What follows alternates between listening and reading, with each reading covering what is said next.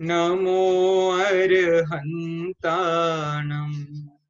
नमो सिद्धाणं नमो आयर्याणं नमो वज्रायाणं नमो लोये सबसाहुणम्।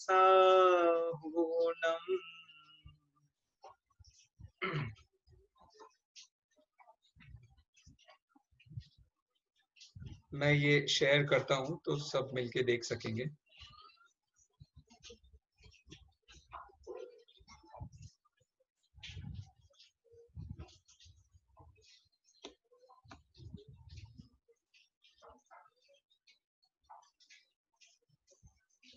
एवं सम्यक् दर्शन बोध चरित्र त्रयात्मको नित्यं तस्यापि मोक्ष मार्गो भवति निषेव्यो यथा शक्ति। ये ग्रंथ है अपना, ग्रंथ का नाम है परीक्षा पुरुषार्थ सिद्धि उपाय। पुरुषार्थ सिद्धि उपाय में ये दिए गई है, चौथे नंबर की कारिका होनी चाहिए, नहीं मेरे ख्याल से 19वें नंबर की कारिका है ये, उसमें दी हुई है। सबसे पहला उसका जो मंगलाचरण है वो भी हम साथ में पढ़ सकते हैं। तज्जयति परम ज्योति समम समस्तैरनंत पर्यायै दर्पण तल इव सकला प्रतिफलति पदार्थ मालिका यत्र। ये बिल्कुल मिलता जुलता है अपने मंगलाष्टक से। आप सभी ने मंगलाष्टक पढ़ा होगा। मंगलाष्टक का जो पहला छंद है, पहला छंद क्या है? अरहंतो भगवंत इंद्र महिता, नहीं मंगलाष्टक का नहीं, महावीराष्टक का। यदि ये चैतन्य मुकुर इव भावाश्चिद चिता। ये देखिए बिल्कुल सेम आपको यहाँ मिल जाएगा। यदि ये दिख जाए आपको तो इसकी सेकंड लाइन में उन्होंने इसके मंगलाचरण को दिया हुआ है। दर्पण तल इव सकला समम समस्तैरनंत पर्यायैः। तो उसमें मतलब उत्पाद व्यय द्रव्य को भी लिया गया है, वैसे ही यहाँ पर भी लिया है। मतलब पुरुषार्थ सिद्धि उपाय भी अपने आप में एक बहुत अनूठा ग्रंथ है, पूरा अलग से पढ़ने लायक ग्रंथ है। वैसे तो ये सामान्यतया एक श्रावकाचार का ही ग्रंथ है, इसमें श्रावकों का आचार प्रस्तुत किया गया है, लेकिन एक तो टोडरमल जी की टिप्पणियों के कारण इसमें बहुत माल भर गया है। इसके अलावा अहिंसा का जैसा स्वरूप ये ग्रंथ प्रस्तुत करता है वैसा और कोई ग्रंथ प्रस्तुत नहीं करता है। इसकी एक कारिका बहुत बहुत फेमस है। देखो भूल जाते हैं बिल्कुल दिमाग से, याद नहीं आ रही मुझे। रागादि भाव खलु। हाँ हाँ, रागादि नाम भवत्य हिंसेति तेषामेवोत्पत्तिः हिंसेति जनागमस्य संक्षेपः। मुझे बस ही शब्द याद नहीं आ रहा है उसका, बाकी तो सब याद है। बहुत फेमस है ये सब, और अब वो मिल भी नहीं रहा है। चलिए, कहने का इतना सा मतलब है कि इस ग्रंथ में भी बहुत सारी ऐसे माल भरे पड़े हैं, आप जितना पढ़ेंगे आपको उतना उसमें आनंद निकलता जाएगा। तो अपनी कक्षा को प्रारंभ करते हैं। मुक्ति का मार्ग, इस विषय पर हमारी चर्चा चल रही है। इसका मंगलाचरण हमने मुक्ति के मार्ग, तत्वार्थ सूत्र से मुक्ति के मार्ग का सूत्र मुझे कोई बता सकता है हाथ उठाकर? तत्वार्थ सूत्र से मुक्ति का मार्ग मुझे कोई बता दे। हाँ मधु जी बोलिए।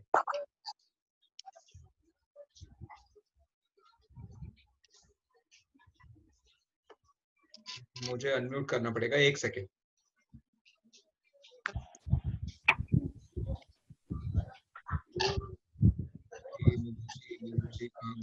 हाँ जी, सम्यक दर्शन ज्ञान चरित्राणि मोक्ष मार्ग है। धन्यवाद भाई साहब। मेरे ख्याल से वो भी यही बताना चाह रही होंगी, लेकिन वो सिस्टम के कारण दिक्कत हो रही है। हाँ जी, तो सम्यक दर्शन ज्ञान चारित्राणि मोक्ष मार्ग, ये उसका पहला सूत्र है। और बिल्कुल वैसे ही सम्यक दर्शन बोध चरित्र त्रयात्मको नित्यम तस्यापि मोक्ष मार्गो भवति निषेव्यो यथा शक्ति। इसमें ये बताया गया है कि यह जो सम्यक दर्शन ज्ञान चारित्र है, त्रयात्मको नित्यम, सदा 3 प्रकार का। अब ये त्रयात्मकों का ऐसा भी अर्थ होता है कि तीनों की एकता को मोक्ष मार्ग कहते हैं, जैसा कि वहां पर भी होता है। तस्यापि मोक्ष मार्गो, और वह ही मोक्ष मार्ग है, भवति निषेव्यो यथाशक्ति ही, और उसका हमें सदा सेवन करना चाहिए अपनी शक्ति के अनुसार। अब शक्ति के अनुसार का क्या मतलब हुआ? यदि आप अव्रती हैं तो अव्रती सम्यक दृष्टि होकर, यदि आप व्रती हैं तो व्रती सम्यक दृष्टि होकर, और यदि आप महाव्रती हैं तो महाव्रत के अनुरूप सम्यक समझ लीजिए, ये मोक्ष मार्ग को अपनाकर आप उसका सेवन कर सकते हैं। इस प्रकार की बात यहाँ पर बताई गई है। अब देखिए इससे आगे बढ़ते हैं हम, थोड़ा सा अमृतचंद्राचार्य के जीवन पर ध्यान दे लेते हैं। सबसे पहले तो समझ लीजिए समय सार की बागडोर इन्होंने संभाली। आचार्य कुंद ने 2000 साल पहले इस समय सार नामक ग्रंथ को लिखा था, और उसके समझ लीजिए सीधे 1000 साल बाद अमृतचंद्राचार्य ने इस पर टीका लिखी। बीच में उस ग्रंथ को पढ़ा तो खूब गया होगा, उस पर विचार भी बहुत किया गया होगा, वरना तो अमृतचंद्राचार्य के पास ग्रंथ पहुंचता ही नहीं। लेकिन फिर उस पर टीका जो हमें अगली मिल रही है वो सीधे अमृतचंद्राचार्य की मिल रही है, फिर उसके बाद प्रभाचंद्राचार्य की, फिर उसके बाद में जयसेनाचार्य की, और फिर तो आगे जैसे लड़ी सी लग गई। तो इस प्रकार बहुत सारे लोगों ने उस ग्रंथ पर अपना काम किया है। तो ये समझ लीजिए कुंद के उत्तराधिकारी थे, और ऐसा उन्होंने आध्यात्मिक ग्रंथों में बहुत बड़ा काम किया है। दूसरा, इनका काल 10वीं शताब्दी माना जाता है, तो 9वीं 10वीं शताब्दी के बीच का ये काल है। उन्होंने पुरुषार्थ सिद्धि उपाय के ही श्लोक क्रमांक 226 में अपनी लघुता को प्रस्तुत करते हुए, बहुत ग्रंथों में उन्होंने अपनी लघुता प्रस्तुत की है। अमृतचंद्राचार्य ने तत्वार्थ सार नाम का ग्रंथ लिखा है, तत्वार्थ सूत्र की पद्यमय टीका है ये।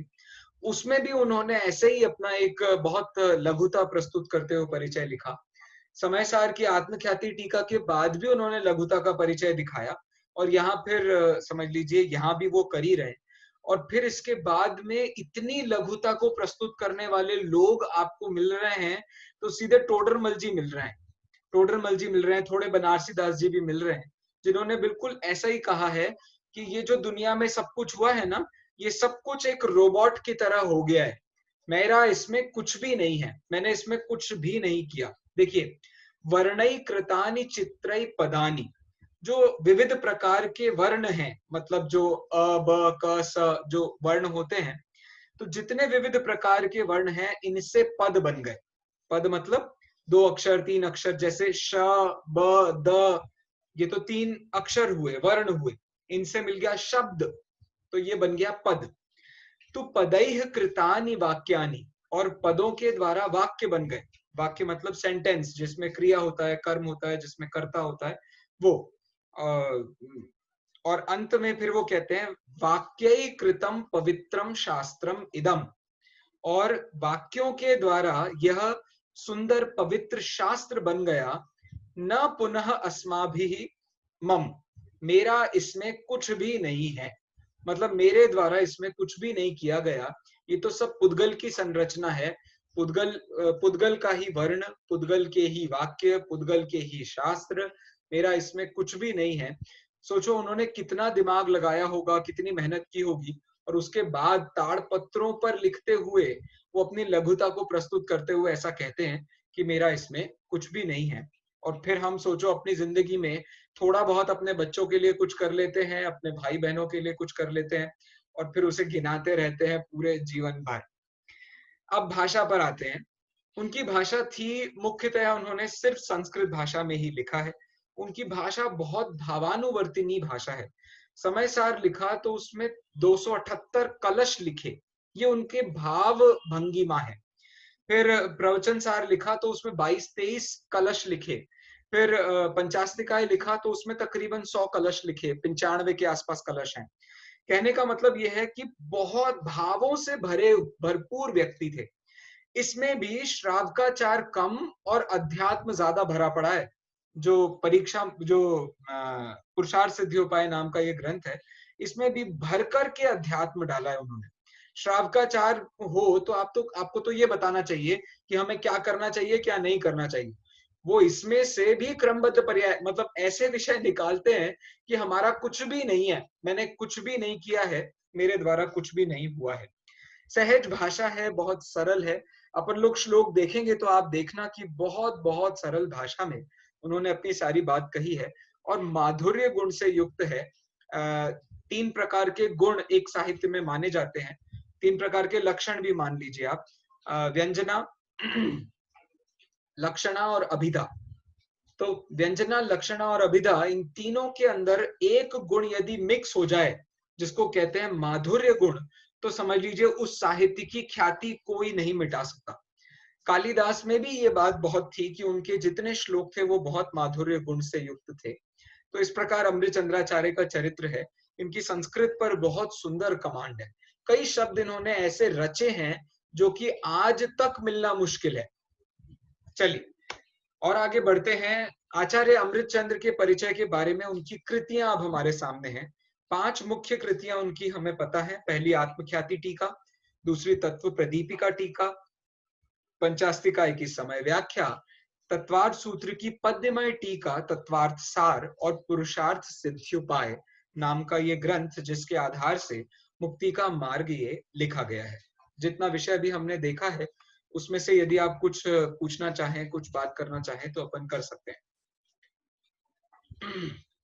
भैया जी, ये जो लघुता है तो वर्ण ये पद वगैरह इसको ही लघुता बोलते हैं? मुझे लघुता नहीं समझा। अच्छा, लघुता का मतलब ये होता है कि व्यक्ति ने बहुत बड़ा काम किया और उसका क्रेडिट बिल्कुल नहीं लिया।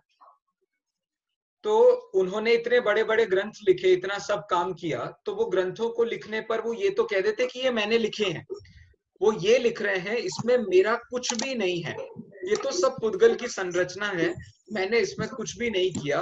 वो ऐसा कह करके मतलब अपने आप को बिल्कुल भी वेटेज नहीं दे रहे हैं, इसलिए लघुता कहते हैं। ठीक है, मतलब हमारी भी टैगलाइन होनी चाहिए जीवन की, न पुनः अस्माभिः, मेरा इसमें कुछ भी नहीं है, ऐसा आप बना सकते हैं। जैसे एक कुरल काव्य तिरुवल्लुवर के द्वारा लिखा गया कुरल काव्य है, उपनिषदों में भी इसकी चर्चा बहुत मिलती है। ये जो मैं शब्द आपके सामने बताने जा रहा हूँ, तिरुवल्लुवर वैसे कुंदकुंदाचार्य का एक दूसरा नाम भी माना जाता है। एम बी पाटिल जी ने कुंदकुंदाचार्य का परिचय लिखा तो उन्होंने उसमें लिखा कि ये तिरुवल्लुवर और कोई नहीं, कुंदकुंदाचार्य ही थे, लेकिन चलिए इतिहास का विषय है। वो शब्द है परवाइल। परवाइल, परवाइल का मतलब होता है मुझे कोई परवाह नहीं है। किसी ने मेरी तारीफ करी, मुझे कोई परवाह नहीं। किसी ने मुझे गाली दी, मुझे कोई परवाह नहीं। किसी ने बहुत मुझे ज्ञानवान कह दिया, मुझे कोई परवाइल, मुझे इसकी कोई परवाह नहीं है। तो ऐसे करके ये भी एक शब्द बहुत फेमस होता है, बिल्कुल उससे मिलता जुलता, न पुनः अस्माभिः। इस प्रकार से ये समझ लीजिए हमारे जीवन का मोटो होना चाहिए कि हमें क्या करना है जिंदगी में, क्या बता देंगे हम लोगों को अपने नाम से 50 बातें करके। तो उस तरीके की बात है यहाँ पर। अब हम सीधे अपना विषय शुरू करते हैं, यदि और कोई प्रश्न या कुछ और चर्चा करने को ना हो तो। हाँ जी, कोई कुछ कह रहा है, आप अपने आप को अनम्यूट कर सकते हैं यदि आप कुछ कहना चाहें तो। सोनी जी चले आगे। हाँ भैया जी। हाँ ठीक है चलिए। तो अब हम आ गए हैं मुक्ति के मार्ग की ओर। मुक्ति का मार्ग क्या है, मुक्ति का मार्ग क्या है, इससे पहले इस प्रश्न का जवाब देख लेते हैं कि हम मुक्ति का मार्ग पढ़ ही क्यों रहे हैं। क्या जरूरत है मुक्ति के मार्ग को पढ़ने की, क्या जरूरत है मुक्ति की ही। तो हमने बहुत विस्तार से पिछली कक्षा में इस पूरे विषय को पढ़ा है। संसार में सभी जीव सुख चाहते हैं, दुख से डरते हैं। बिल्कुल ये वैसी लाइनें हैं जैसी जे त्रिभुवन में जीव अनंत, सुख चाहे दुख ते भयवंत। बहुत जगह आपको ये पढ़ने को मिल जाएगी, पूजनों में आपको खूब पढ़ने को मिल जाएगी। तो वास्तविक मुक्ति का मार्ग न जानने से वो जीव सदा दुखी रहता है और उसका पूरा जीवन निरर्थक चला जाता है, उसके सभी प्रयत्न विफल हो जाते हैं। अभी क्रमबद्ध पर्याय पर एक गोष्ठी होने वाली है 8 तारीख के आसपास से। अब क्रमबद्ध पर्याय का विषय तो मैं आपको बता नहीं सकता अभी फिलहाल उसमें क्या क्या बात होती है, लेकिन कहने का इतना सा मतलब है कि ज्ञानी उसे कहते हैं जो ज्ञान का भी बोझा ना रखे। जो इस बात का बोझा लिए बिना जीता है वो ही असली में जी रहा है। वरना बोझा लेना मतलब आप ज्ञान का भी बोझा लेने लगे तो वो तो स्वभाव का भी बोझा हो गया। तो फिर तो बौद्धों की तरह आपको अपने ज्ञान में भी आग लगा करके मोक्ष जाना पड़ेगा। हाँ, आपको अपने जैसे ज्ञान को एक दिया कहते हैं, तो वो दिए को बुझा दिया तभी आपको मुक्ति मिलेगी। तो ऐसे ही ज्ञान जब खत्म हो जाएगा तभी आपको मुक्ति मिल पाएगी। तो कहने का इतना सा मतलब है कि मुक्ति के मार्ग की बात हम क्यों कर रहे हैं, क्योंकि हमें साफ साफ ये समझ आता है कि संसार बंधन है, और बंधन है तो उसमें बंधन का मार्ग है। तो बंधन के मार्ग क्या हैं? मोह राग द्वेष बंधन के मार्ग हैं, और सम्यक दर्शन ज्ञान चारित्र वो मुक्ति के मार्ग हैं। सीधी सीधी भाषा में कहा जाए तो मिथ्या दर्शन ज्ञान चारित्र ये संसार के कारण है, और सम्यक दर्शन ज्ञान चारित्र ये मुक्ति के कारण है। अधिक विस्तार में न जाते हुए सीधे अब हम बात करते हैं मार्ग क्या है। अब आपने मुक्ति का मार्ग कहा है, तो मुक्ति तो हमें समझ में आती है, पूर्ण निराकुलता को मुक्ति कहते हैं। तो उसका मार्ग क्या है? तो जैसा कि मैंने आपको पहले बताया था, आत्मा का हित मोक्ष ही, इसके नाम से टोडरमल जी ने एक लेख लिखा है। उस लेख में उन्होंने हमें समझ लीजिए कर्मों के बारे में जो विपाक विचय धर्म ध्यान होता है, आप सबने धर्म ध्यानों के नाम सुने होंगे। कोई मुझे बता सकता है 4 धर्म ध्यानों के नाम? ममता जी, ललिता जी बता रही है। एक सेकंड, बोल ललिता जी, अनम्यूट कीजिए। आत्र ध्यान, रौद्र ध्यान, धर्म ध्यान, शुक्ल ध्यान। ये तो 4 प्रकार के ध्यान हुए, मैं 4 प्रकार के धर्म ध्यान पूछ रहा हूँ ममता जी। धर्म ध्यान हाँ बोलिए। विपाक धर्म विचय, अपाय विपाक विचय, संस्थान विचय। अरे किसने बोला बताओ जल्दी नाम। अनीता जैन। अनीता जी को बहुत बहुत धन्यवाद, बिल्कुल सही जवाब उन्होंने दिया है। 4 प्रकार के धर्म ध्यान होते हैं। अपाय विचय, उपाय विचय, विपाक विचय, संस्थान विचय नाम से भी इनको बताया जाता है। ये 4 प्रकार के धर्म ध्यान है। इसमें से एक इंपॉर्टेंट धर्म ध्यान ये है विपाक विचय नाम का धर्म ध्यान। विपाक विचय मतलब यदि अपने घर में कोई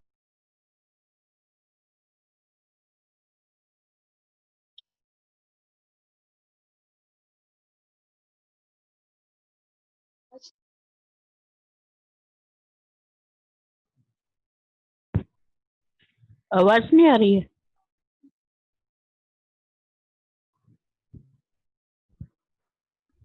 हेलो, एक सेकंड रुक जाइए बस।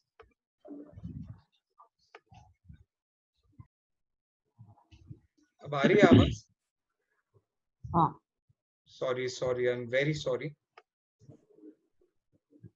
चलिए, तो हम बात कर रहे थे मार्ग क्या है।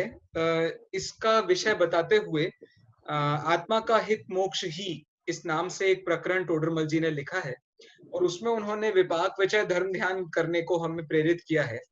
वो ये कहते हैं कि संसार में हम अपने सुखों, हम अपने जो इमेजिनरी सुख हैं उनको पूरा करने के लिए क्या क्या करते हैं। तो उनके कहने का ये मतलब है कि हमें यदि ये समझ में आता है कि संसार में दुख का कारण आकुलता है, और आकुलता जो हो रही है वो हो रही है हमको हमारी इच्छाओं के कारण। तो यदि इच्छाओं को कम करने से हमें अनुकूलता मिल रही है, तो इच्छाओं को पूरा नाश करने का प्रयास क्यों नहीं करते? हम थोड़ी थोड़ी इच्छाओं को कम करना तो अच्छा लगता है हमको, जैसे मंदिर चलो, जैसे पाठ कर लो, जैसे स्वाध्याय कर लो, ये हमको अच्छा लगता है। जो ये टेम्परेरी उपाय हैं ये हमें अच्छे लगते हैं। क्यों? क्योंकि इससे हमें ऐसा लगता है कि जैसे हम थोड़ा धर्म कर रहे हैं। हमें ऐसा लगता है कि जैसे हम बहुत अच्छा काम कर रहे हैं।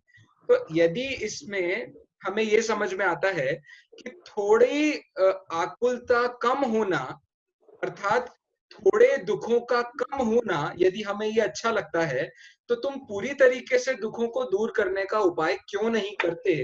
ये है असली विपाक विचय धर्म ध्यान। विपाक विचय धर्म ध्यान का मतलब इतना नहीं है कि कर्म के उदय का विचार करें।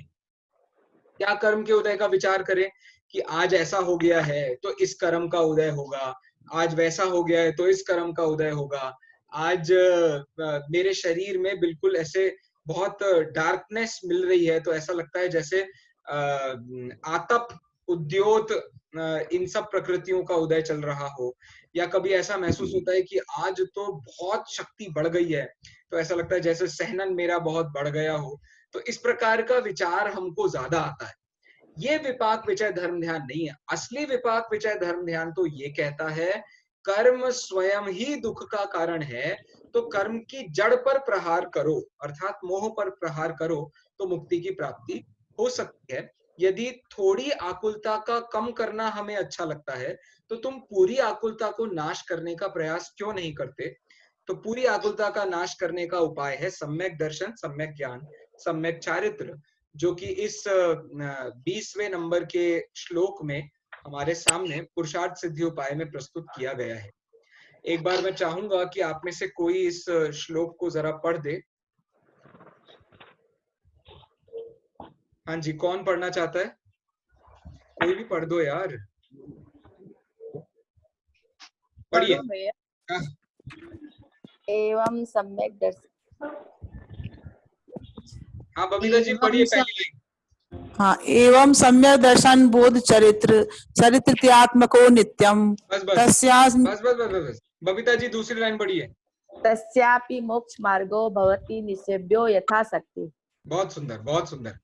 तो सीधे सीधे शब्द हैं, बहुत सरल भाषा में लिखा है, एवं सम्यक दर्शन बोध चरित्र त्रयात्मको नित्यम। सम्यक दर्शन, बोध मतलब सम्यक ज्ञान, चारित्र मतलब सम्यक चारित्र, चरित्र मतलब सम्यक चारित्र, त्रयात्मको नित्यम, तीनों को एक रूप जानना, मानना और श्रद्धान करना चाहिए, नित्यम, हमेशा। तस्यापि मोक्ष मार्गो, वह ही मोक्ष मार्ग है, तस्यापि मोक्ष मार्गो भवति, वह ही मोक्ष मार्ग है, उसको ही मोक्ष मार्ग कहते हैं, ऐसा भी कह सकते हो आप। निषेव्यो यथाशक्ति ही, अपनी शक्ति के अनुसार हमें उसका सेवन करना चाहिए। ये वाला सेवन नहीं, ग्रहण करना चाहिए वैसा वाला। जैसे इंग्लिश में एक वर्ब होता है हैव, तो हैव का मतलब प्राप्त करना भी होता है और हैव का मतलब खाना भी होता है। ऐसे यहाँ पर यथाशक्ति निषेव्यो, तो इसका मतलब सेवन करना भी होता है। सेवन मतलब सेवा करना, शुश्रूषा करना, उसके साथ रहना, और शेव्यो का मतलब सेवन करना भी होता है। तो समझ लीजिए, अब आपको जैसे भी उसको घटाना है आप उसे घटा सकते हो। चलिए, तो अब मुक्ति मार्ग में कहते हैं सर्वप्रथम निश्चय से मुक्ति का मार्ग क्या है। तो निश्चय से सम्यक दर्शन, सम्यक ज्ञान, सम्यक चारित्र, ये तीनों ही आत्म रूप है। सम्यक दर्शन भी आत्मा की पर्याय है, सम्यक ज्ञान भी आत्मा की पर्याय है, और सम्यक चारित्र भी आत्मा की पर्याय है। इन तीनों में यदि आपको एकता देखनी हो तो इसे आप आत्मा कह दो, तो आत्मा कहने से एक ही हो जाएगा। फिर ये नहीं कहना पड़ेगा कि मुझे अलग अलग तीन चीजों की बात करनी है। वास्तव में तो मुझे अपनी आत्मा को ही जानना है, आत्मा को ही मानना है और उसी में लीन हो जाना है। इस दृष्टि से मुक्ति मार्ग भी एक ही है, मुक्ति मार्ग तीन नहीं है। अब यहाँ ऐसा नहीं कह सकते हैं कि मुक्ति मार्ग का निरूपण तीन प्रकार से है। कहने को कह भी सकते हैं, लेकिन वो निश्चय व्यवहार में जैसा हमने बना लिया है उसके हिसाब से नहीं कह सकते हैं। चूंकि व्यवहार से तीन मोक्ष का मार्ग है, मतलब तीन प्रकार से मोक्ष के मार्ग को समझाया जाता है, लेकिन निश्चय से तीनों एक ही रूप है। इस कारण से आत्मा की शुद्ध अवस्थाएं होने से ये सब मुक्ति का मार्ग है। अब इसकी परिभाषा देखो, इतनी सुंदर परिभाषा यहाँ पर दी हुई है। मैं एक सेकंड, मैं निवेदन करूंगा चेतन जी से कि कृपया इसको जरा पढ़ दें, तीनों परिभाषाओं को। जी। सम्यक दर्शन, पर पदार्थों से भिन्न अपने आत्मा का वास्तविक स्वरूप स्वसन्मुख होकर समझकर उसमें आत्म पाने की श्रद्धा। बहुत सम्यक ज्ञान, पर पदार्थों से भिन्न अपनी आत्मा की तथा पर पदार्थों की स्वसन्मुख होकर यथार्थ जानकारी। सम्यक चारित्र, पर पदार्थों एवं पर भावों से भिन्न अपने आत्म स्वरूप में लीनता। बहुत सुंदर। देखिए कितनी सरल शब्दों में परिभाषा दी हुई है। सबसे पहले तो उन्होंने दोष की जड़ को पकड़ा है। दोष की जड़ क्या है? हमारा पर पदार्थों के साथ एकत्व होना। अब यदि हमारा पर पदार्थों के साथ एकत्व होगा तो हम कभी सम्यक दर्शन को प्राप्त नहीं कर सकेंगे, हम सम्यक ज्ञान को प्राप्त नहीं कर सकेंगे, हम सम्यक चारित्र को प्राप्त नहीं कर सकेंगे। देखिए अपना दोष देखना हो तो मोह पर जोर दिया जाएगा, लेकिन आप मोह की परिभाषा ही देखो तो परद्रव्यों में जो एकता, परद्रव्यों में जो ममत्व, एकत्व, ममत्व, कर्तृत्व, भोक्तृत्व को पैदा करता है, उसी का नाम तो मोह है। तो इस कारण से मोह की जड़ में परद्रव्य को ले लिया उन्होंने। आप ऐसा मत सोचना कि परद्रव्य दोषी है, परद्रव्य को पकड़ पकड़ के पूरी दुनिया से बाहर फेंकना है, वो ऐसा नहीं है। एवेंजर्स में चुटकी बजाई और आधे लोगों को खत्म कर दिया। यहाँ कहने का मतलब ये है कि परद्रव्यों को नहीं हटाना है। परद्रव्यों में जो मेरी बुद्धि जा रही है, जो मुझे परद्रव्यों की से आने पर उनसे जो मेरा बार बार लगाव पैदा हो जाता है, वो ही दोष का कारण है और वो ही सारे के सारे प्रॉब्लम्स की जड़ है। तो पर पदार्थों से भिन्न, तो अब पर पदार्थों से जो भिन्न भाव है, अब मोह के कारण ही पर पदार्थ दोषी थे। तो आपने यदि पर पदार्थ से भिन्न कहा, पर पदार्थ से भिन्न का मतलब हुआ पर द्रव्य, पर गुण, पर पर्याय और उसके कारण से होने वाली अपनी विकारी पर्याय, ये सब कुछ पर पदार्थ में आ गया। तो पर पदार्थ में यदि अपने सारे विकार चले गए हैं तो अपने पास बचा क्या? तो अपना शुद्ध स्वभाव। तो ये जो शुद्ध स्वभाव है, इसका जब श्रद्धान होगा तो उसे सम्यक दर्शन कहेंगे। उस शुद्ध स्वभाव का जब ज्ञान होगा तो उसे हम सम्यक ज्ञान कहेंगे, और उस शुद्ध स्वभाव में जब लीनता होगी तो उसे हम सम्यक चारित्र कहेंगे। ये बिंदु सबके समझ में आ गया क्या? ये थोड़ा सा मुश्किल है समझने के लिए, लेकिन यदि समझ आ गया हो तो अपन आगे बढ़ सकते हैं। विशुद्धि जी, हाँ ठीक चल रहा है? हाँ भैया सही चल रहा है। ठीक है ठीक है ठीक है, चलिए आगे बढ़ते हैं अपन। तो इसके बाद में अब विषय हमारा खड़ा हुआ सम्यक दर्शन। सम्यक दर्शन किसे कहते हैं? तो सम्यक दर्शन की परिभाषा बताते हुए पुरुषार्थ सिद्धि उपाय के 22वें नंबर के श्लोक में एक बात बताई गई है। मैं श्लोक पढ़ूंगा और बाद में मैं दो लोगों से निवेदन करूंगा कि वे भी इसे मेरे बाद पढ़ें। जीवा जीवादीनां तत्त्वार्थानां सदैव कर्तव्यम् श्रद्धानं विपरीताभिनिवेश विविक्तमात्मरूपं तत्। चलिए मिताली जी, आप ऊपर की लाइन पढ़िए प्लीज। जी भैया। जीवा जीवादीनां तत्त्वार्थानां सदैव कर्तव्यम्। बहुत सुंदर। कीर्ति जी कृपया दूसरी लाइन पढ़ दीजिए। श्रद्धानं परिताभिनिवेश विविक्तमात्मरूपं। बहुत सुंदर, बहुत सुंदर, बहुत ही सुंदर। तो ये तो हुआ श्लोक हमारा। अब श्लोक का जरा सामान्य अर्थ देख लेते हैं। भैया हाँ जी, भैया सेकंड वाली एक बार हाँ मैं बोलता हूँ, मैं धीरे धीरे पढ़ता हूँ, एक बार आप सुनना। श्रद्धानं विपरीता, एक सेकंड। श्रद्धानं विपरीताभिनिवेश विविक्तमात्मरूपं तत्। पढ़िए विशुद्धि जी।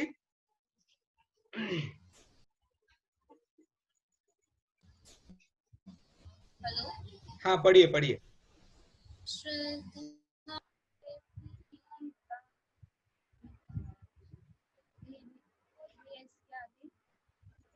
हमको आवाज नहीं आ पा रही है आपकी। हेलो, हाँ बोलिए बोलिए, आई।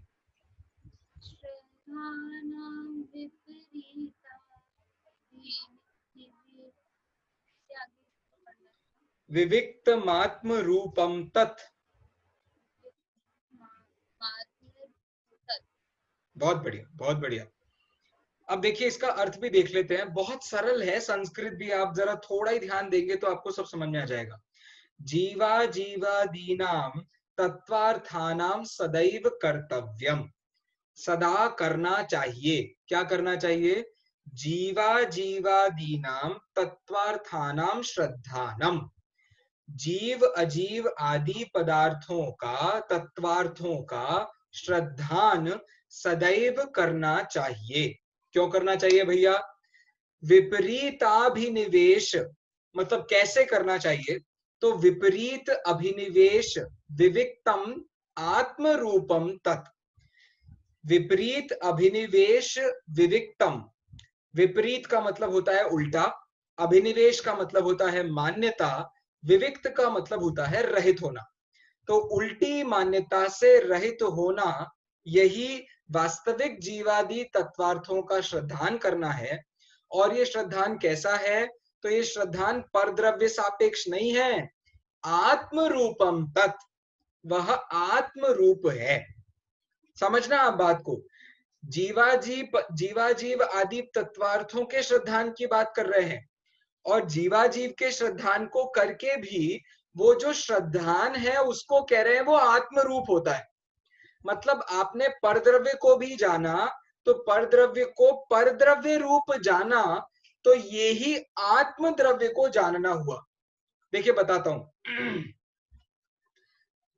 ये विषय बिल्कुल वहां का विषय है जो 13वें नंबर की गाथा है समय सार की, उसकी टीका में इस विषय को बहुत खुलासा किया है। उस पर गुरुदेव श्री के प्रवचनों में बहुत डिटेल में ये सब बातें बताई गई है।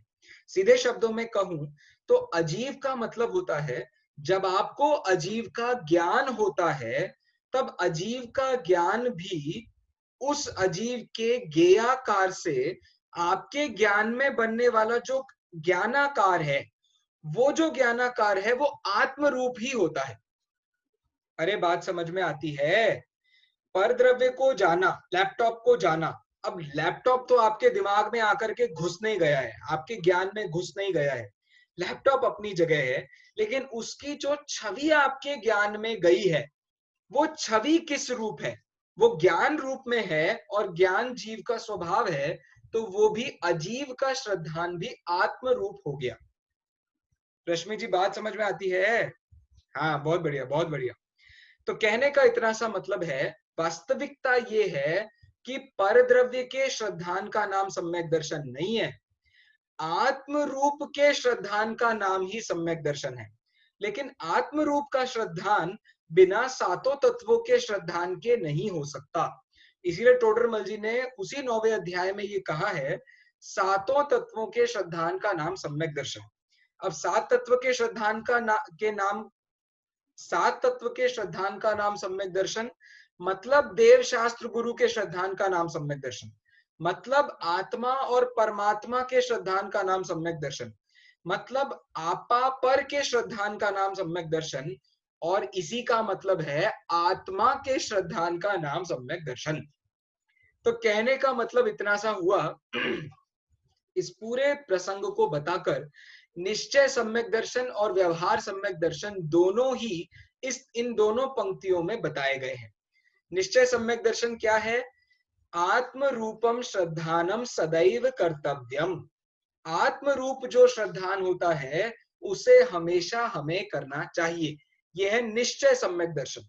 और व्यवहार सम्यक दर्शन क्या है? जीवा जीवादीनाम तत्वार्थानाम विपरीताभिनिवेश विविक्तम श्रद्धानम सदैव कर्तव्यम, जो सात तत्व हैं उनका उल्टी मान्यता को छोड़कर किया गया वास्तविक श्रद्धान ही सम्यक दर्शन है। निश्चय व्यवहार दोनों सम्यक दर्शन समझ में आए हों तो मैं सोनिया जी से निवेदन करूंगा, एक बार रिपीट कर दे प्लीज। सोनिया जी, निश्चय सम्यक दर्शन क्या है और व्यवहार सम्यक दर्शन क्या है? विपरीत मान्यता से रहित जीवादि तत्वों पे श्रद्धान करना, ये कौन सा है? ये सम्यक दर्शन है। कौन सा सम्यक दर्शन, व्यवहार की निश्चय? निश्चय सम्यक दर्शन। ये व्यवहार सम्यक दर्शन है। व्यवहार निश्चय बताइए। जो आत्म स्वरूप में लीन होना ही निश्चय सम्यक दर्शन बहुत है। सुंदर। आत्म स्वरूप का जो श्रद्धान है उसका नाम ही सम्यक दर्शन है। इस प्रकार से निश्चय और व्यवहार दोनों सम्यक दर्शन उन्होंने यहाँ पर बहुत ही सुंदर भाषा में प्रस्तुत किए हैं। एक बार नीचे से अपन इसको पढ़ भी लेते हैं। सोनिया जी जरा नीचे पढ़ भी दीजिए एक बार प्लीज।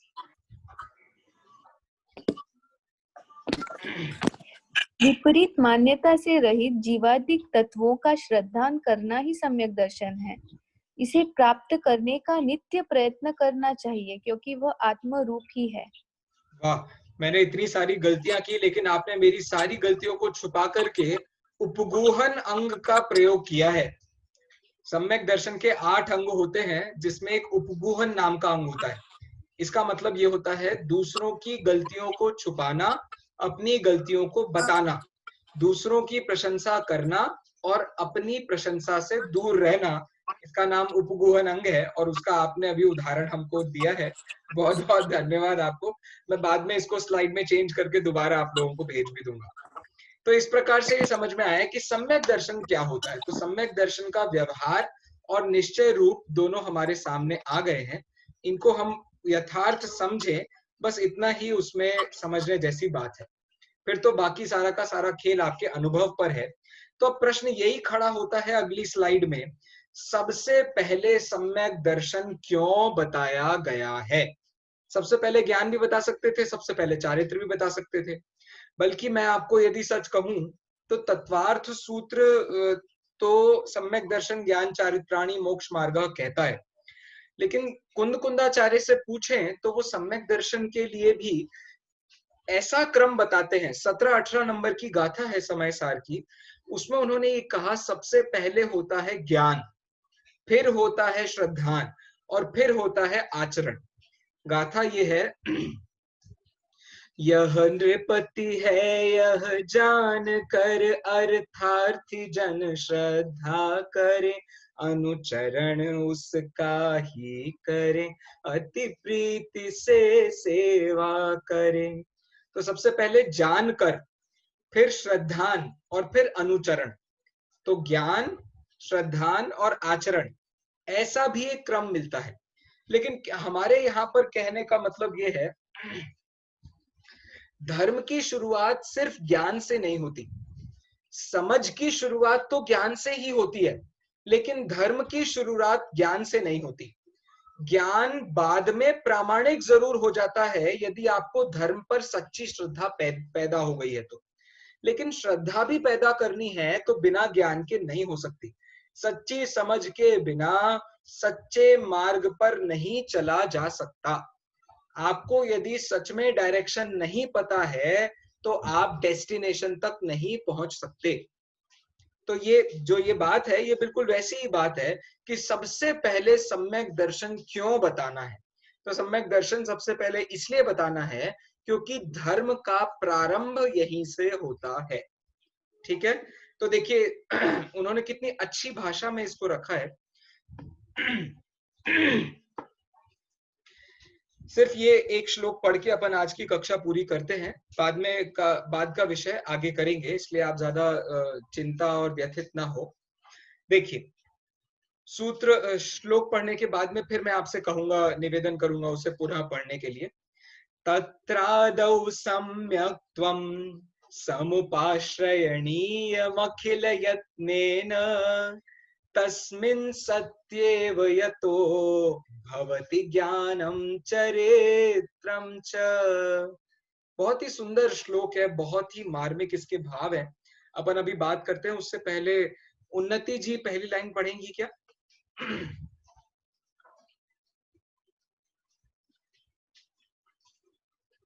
उन्नति जी सुन पा रही है हमको?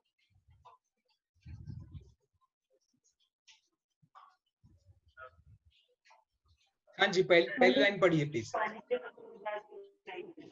तत्रादौ सम्यक्त्वं समुपाश्रयणीयमखिल यत्नेन। बहुत सुंदर, बहुत सुंदर। रश्मि जी दूसरी लाइन।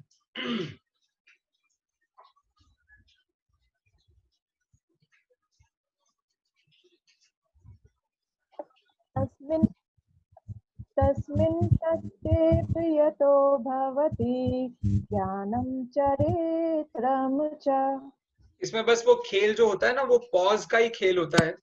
तस्मिन् सत्येव यतो भवति ज्ञानं चरित्रं च। एक बार फिर से बोलिए रश्मि जी। तस्तेव यतो भवति ज्ञानं चरित्रं च। बहुत सुंदर, बहुत बढ़िया, बहुत बढ़िया।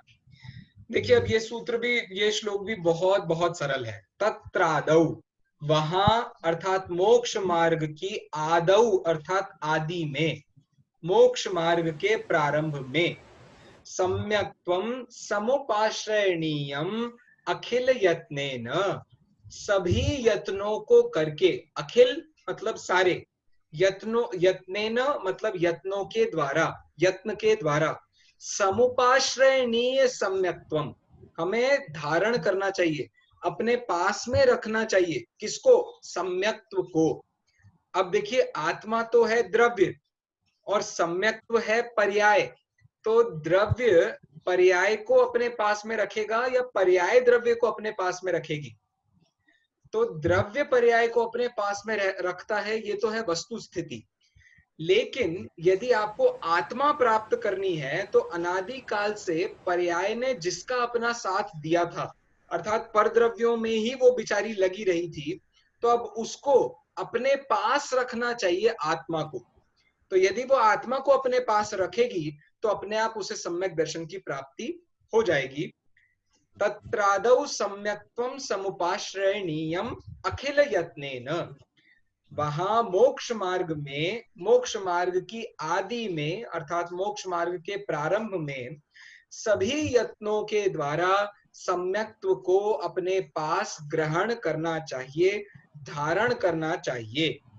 तस्मिन् सत्येव यतो, क्योंकि उसको धारण करने के बाद ज्ञानम चरित्रम च, ज्ञान और चारित्र की प्राप्ति होती है। अब ज्ञान और चारित्र आत्मा के गुणों के ज्ञान चारित्र की बात नहीं कर रहे हैं। ज्ञान पर्याय और चारित्र पर्याय, अर्थात सम्यक ज्ञान और सम्यक चारित्र। यदि आपको सम्यक दर्शन की प्राप्ति हुई तभी ज्ञान और चारित्र सम्यक हो सकेंगे, वरना ज्ञान और चारित्र भी सम्यक नहीं हो पाएंगे। तस्मिन्, उसमें, उसके होने पर, तस्मिन् सत्येव, उसके होने पर ही, यतो होता है, चूंकि उसके होने पर ही, भवति होता है, ज्ञान और चारित्र। सम्यक्त्व के बाद ही सम्यक ज्ञान और सम्यक चारित्र होता है। ऐसा लगता है छह ढाला की वो लाइनें बिल्कुल इसका पद्यानुवाद हो, बिल्कुल इसको शब्दशः उन्होंने कहा हो। वहां क्या लाइनें हैं? किसी को याद आ रही है छह ढाला की वो पंक्तियां जिसमें उन्होंने ये कहा है कि मोक्ष मोक्ष महल की प्रथम सीढ़ी या बिन ज्ञान चरित्रा, परद्रव्यन्ते भिन्नात्म सम्यक् वाला है। नहीं, ये चेतन जी ने ये उनको भाग करके जो बन गए हैं तीर्थंकर परमात्मा, महिमा तीर्थंकर परमात्माओं की। चलिए कोई बात नहीं। बिल्कुल सही लाइनें हमें चेतन जी ने बताई है कि जब सम्यक दर्शन होता है उसके बाद ही ज्ञान और चारित्र सम्यकता को प्राप्त होते हैं। इस प्रकार छह ढाला की पंक्ति उन्होंने हमें बताई। बहुत बहुत धन्यवाद। तो कहने का सीधा सा मतलब इतना हुआ कि सम्यक दर्शन को प्राप्त करने के बाद ही सम्यक ज्ञान और सम्यक चारित्र की प्राप्ति हो सकती है, इसलिए सबसे पहले सम्यक दर्शन को बताया गया है। समझ लीजिए ये बात उनको लिखनी इसलिए भी पड़ गई क्योंकि कुंदकुंदाचार्य ने पहले ज्ञान को कहा, फिर श्रद्धान को कहा और फिर चारित्र को कहा। तो अब समझ लीजिए तत्वार्थ सूत्र और समय सार, इन दोनों के बीच की कड़ी बनानी थी अमृतचंद्राचार्य को। अमृतचंद्राचार्य ने समय सार पे भी टीका लिखी है और उन्होंने तत्वार्थ सूत्र पर भी टीका लिखी है। तो उनका बहुत गहरा अध्ययन है एक एक विषय का। और जब वो ये बात कहते हैं कि पहले सम्यक दर्शन क्यों, तो उसके पीछे का कारण हमें समझ में आना चाहिए कि ज्ञान बिना सम्यक दर्शन के सम्यक नाम नहीं पा सकता। वो कॉपीड ज्ञान तो नाम कहला सकता है, लेकिन सम्यक ज्ञान उसको नहीं कहा जा सकता। किताबी ज्ञान तो उसको कहा जा सकता है, मतलब जिनवाणी को पढ़ के जो आपको ज्ञान हुआ है वो तो उसका नाम बन सकता है, लेकिन वास्तविक सम्यक ज्ञान वो नहीं बन सकेगा, क्योंकि श्रद्धा के बिना ज्ञान कुछ भी नहीं है। मैं निवेदन करूंगा किससे, शालिनी जी से, यदि वो हमें सुन पा रही हो तो कृपया ये जरा नीचे की 2 लाइनें पढ़ दीजिए ना प्लीज। भैया जी, हाँ अर्थ बोलिए। पढ़ना है क्या भैया जी? हाँ हेलो, शालिनी जी, ये लाइनें पढ़ दीजिए ना प्लीज।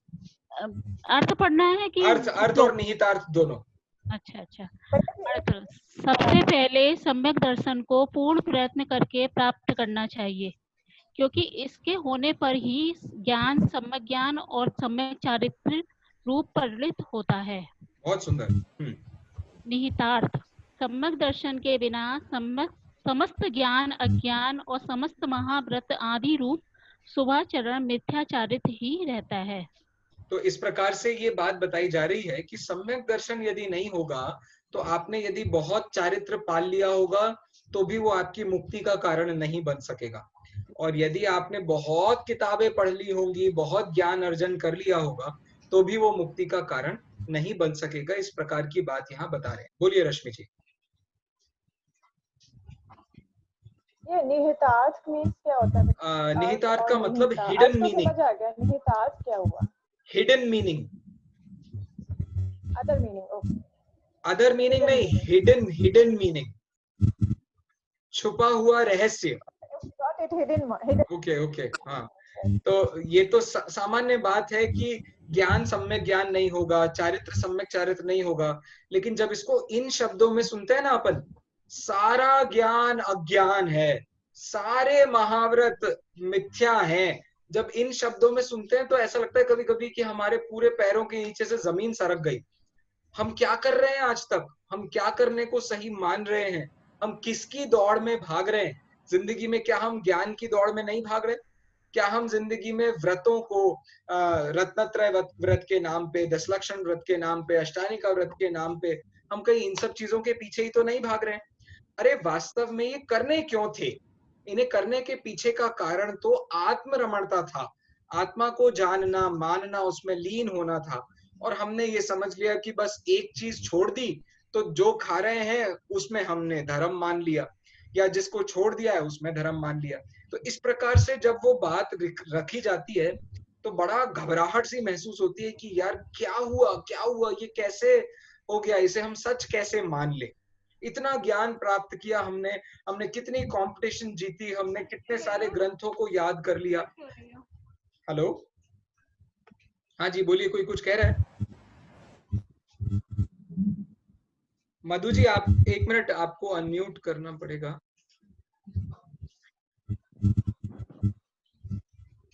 अरे आपको अनम्यूट करना पड़ेगा मधु जी, वहां एक लाल रंग का बटन है, उसको दबाइए। भैया मेरा डाउट है, तब तक पूछो। अब मधु जी आ गई है, 1 मिनट निकाली जी, बोलिए। भैया जी ऊपर वाली लाइन का अर्थ फिर से बताइए। हाँ, तत्रादौ सम्यक्त्वं समुपाश्रयणीयम् अखिल यत्नेन। रत्न तत्र मतलब वहां मतलब रत्नत्रय के विषय में। आदौ का मतलब होता है आदि में, तो रत्नत्रय की आदि में अखिल यत्नेन, संपूर्ण यत्नों के द्वारा, संपूर्ण पुरुषार्थ के द्वारा, समुपाश्रयणीयम सम्यक्त्वम, हमें ग्रहण करना चाहिए सम्यक्त्व को। ठीक है जी भैया। ठीक है, बोलिए मिताली जी। यही था भैया, वो संधि विग्रह पूछना था फर्स्ट लाइन। अच्छा, सम उपाश्रयणीयम, सम उप आश्रयणीयम। सम का मतलब होता है बराबर, समानता से। उप का मतलब होता है समीप। आश्रय का मतलब होता है जिसके आधार से हम कोई कार्य करते हैं। तो आश्रयणीयम अर्थात आश्रय करना चाहिए। समुपाश्रयणीयम मतलब अच्छे से हमें सम्यक्त्व का आश्रय करना चाहिए, ग्रहण करना चाहिए। तो सम्यक्त्व का ग्रहण करने का मतलब क्या हुआ? देव शास्त्र गुरु का ग्रहण करना। देव शास्त्र गुरु का ग्रहण करना मतलब 7 तत्वों का श्रद्धान करना। और इसी का मतलब क्या हुआ? आपा पर को जानना। और वास्तव में क्या हुआ? सम्यक तो मतलब जो निश्चय अपनी आत्मा है, उस आत्मा को जानना और उसको ग्रहण करना, ये उस पहली लाइन का मतलब है। नीचे की लाइन तस्मिन् सत्येव यतो, ये एक सती सप्तमी का प्रयोग होता है संस्कृत में, उसके पहले सप्तमी लगती है, भले ही अर्थ उसका बहुत कम हो।